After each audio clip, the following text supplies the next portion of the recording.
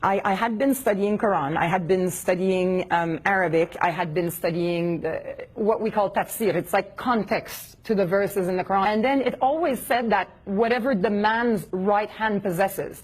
So the first few times I came across two specific, I guess, verses, I thought it was war booty, it's a bag of gold, or something of that kind. The third time I came across this in the Quran, was alone at home with my daughters and studying this, and it says, it was in the context of sexual relationships. It was telling Muhammad that unlawful to the Muslim men are all the married women, except your own wife, and everything your right hand possesses. And I was like, that can't be a bag of gold. What is this? What is it if it's not a bag of gold? I went and I read that for 2 days, 3 days. All I did was read about this and study about this. Those are slaves.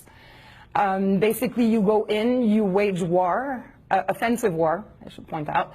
You pillage everything, and then you take the women and children as slaves.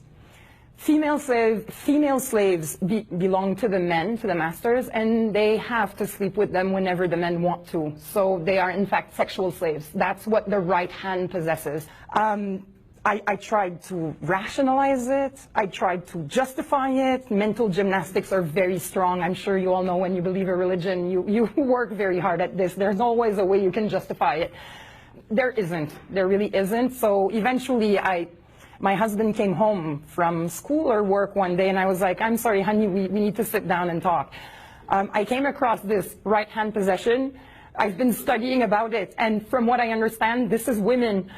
And he said, yeah, but you know, it doesn't exist today anymore. Nobody's ever going to do it again. But I was like, again, it doesn't matter. Whether they're having the slaves today or not, whether they're sleeping with them today or not, they're allowed. We're allowed. We're allowed that. My daughters could be what? Captured in a war and could become slaves to a man, and they'd be sexual toys, basically. So this was the beginning of the end for me. That was huge. There was